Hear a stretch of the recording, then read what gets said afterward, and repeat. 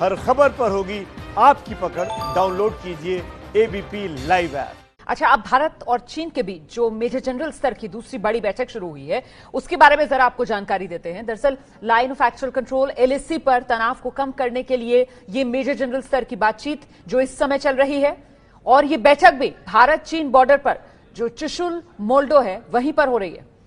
इससे पहले 6 जून को डिवीजन कमांडर स्तर की बैठक भी यहीं पर हुई थी।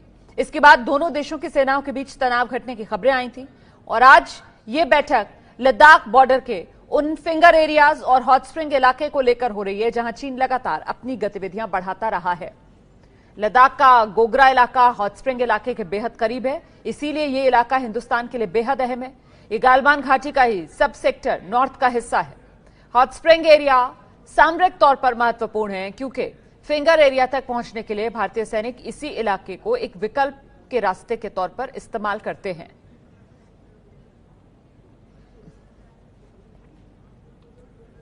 तो दोनों देशों के डिवीजन कमांडर्स उसी इलाके में एक साथ बैठक कर रहे हैं जहां 6 जून को बैठक हुई थी। सरहद के फिंगर एरिया की 8वीं पहाड़ी पर चीन के कब्जे को लेकर बड़ा विवाद है।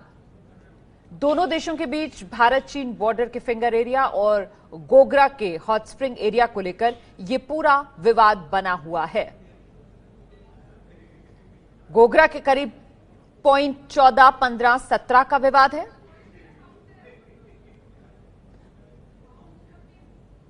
तो 14, 15, 17 पॉइंट पर दोनों देशों के सैनिक पीछे हटे हैं। यह भी इस समय की बड़ी खबर जो इस बैठक में लेकर चर्चा चल रही है वो यही है कि विवाद को किसी तरीके से सुलझाया जाए। दोनों देशों के सैनिक जो हैं वो पीछे हटे हैं।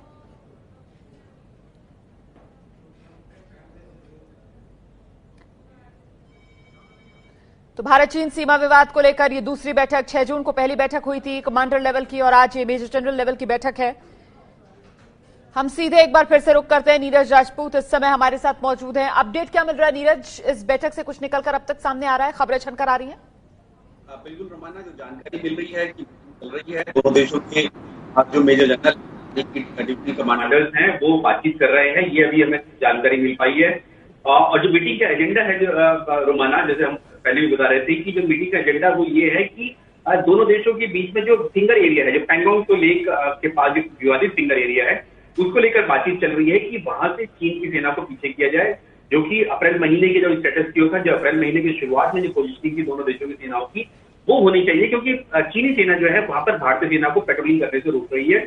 जबकि जैसा कि हम जानते हैं कि 1 से 8 नंबर तक की फिंगर एरिया है वहां पे, तो जो 5 से 8 तक के फिंगर एरिया तक भी भारतीय सेना वहां पेट्रोलिंग करती थी। लेकिन अब 4 और 5 के बीच में चीनी सेना ने वहां पे रुकावट कर दी है, ऑब्स्टिकल खड़े कर दिए हैं, और भारतीय सेना को मना कर रही है कि अब पेट्रोलिंग नहीं करनी चाहिए। अगर भारतीय सेना जोर जबरदस्ती करती है तो फिर वही 5-6 मई की घटना सामने आ जाएगी, लड़ाई हो सकता है। इसीलिए इस बैठक ये अहम हो जाती है कि किसी भी तरह से दोनों देशों के जो सैनिक हैं वो डिसएंगेज हो और चीनी सेना जो है पीछे चले जाए, और पेट्रोलिंग जो है दोनों देशों के सैनिक करते रहे। यहाँ पर विवादित इलाका है, उस पर बातचीत होती रहेगी कि आखिरकार किसके पास जाएगा ये एरिया।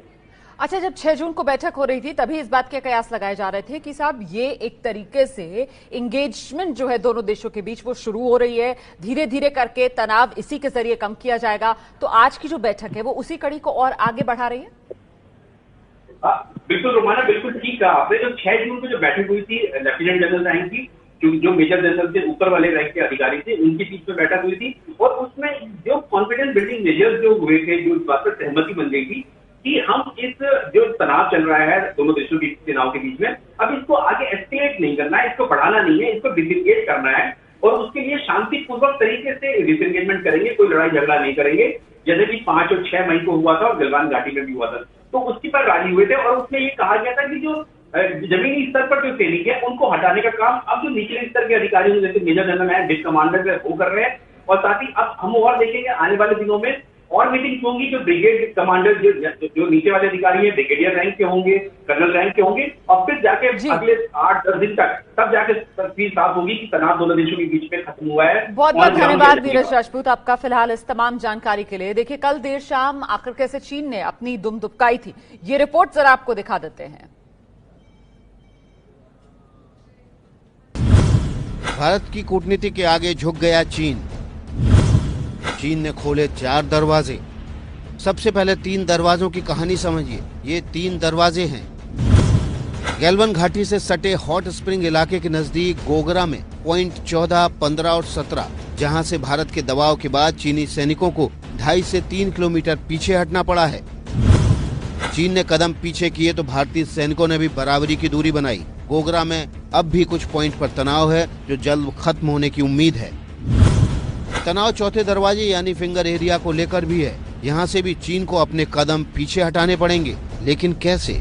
जवाब जानने से पहले चीन के झूठ का सच बताती एबीपी न्यूज के पास आई एक्सक्लूसिव जानकारी आपको पता होना जरूरी है। सूत्रों के मुताबिक चीन ने गैल्वन घाटी या भारत के पेट्रोलिंग पॉइंट को पार करके कोई कब्जा नहीं किया था, बल्कि अपने इलाके में सैनिक और युद्ध सामग्री जमा की थी।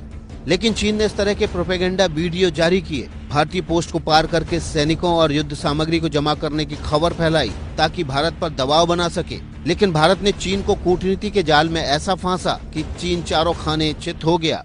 चीन ने वक्तव्य दिया है कि जो बातचीत का संबंध है वो चलते रहना चाहिए और लाइन ऑफ एक्चुअल कंट्रोल पे जो समस्या है वो एक जंग में या लड़ाई में उसको कन्वर्ट होने की आवश्यकता नहीं है। चीन भयभीत है कि हिंदुस्तान यदि एंटी चीन प्लेटफॉर्म में बहुत ही मजबूत कदम उठाता है तो चीन के लिए बहुत बड़ा खतरा साबित होगा।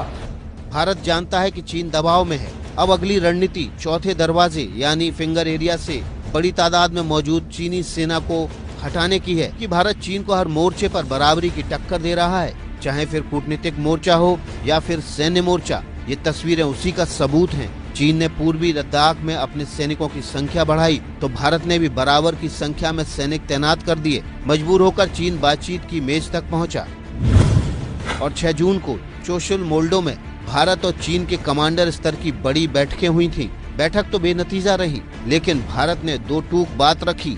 सूत्रों के मुताबिक 6 जून को हुई बैठक में भारत ने चीन के सामने 5 मांगे रखी थी।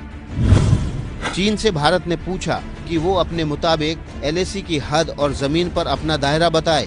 भारत ने चीन को कदम पीछे हटाने को कहा। एलएसी के अलावा सरहदी इलाकों से भी सैनिकों को हटाने को कहा। इसके अलावा चीन के सामने अप्रैल की शुरुआत वाली स्थिति में लौटने की शर्त रखी। चीन से भारत ने पूछा कि अगर वो सड़कें बनवा सकता है तो भारत के निर्माण कार्य से उसे क्या आपत्ति है। मोदी जी खुद इतने परिपक्व हैं, वो चीन के शतरंज के सब चाल समझते हैं और धीरे धीरे इस सब चालों का उत्तर चीन को मिलेगा। इमीडिएट एक्शन तो हमने दिखाई दिया है कि चीन को उसकी जो स्थान है उसको उसका जगह दिखा दिया है।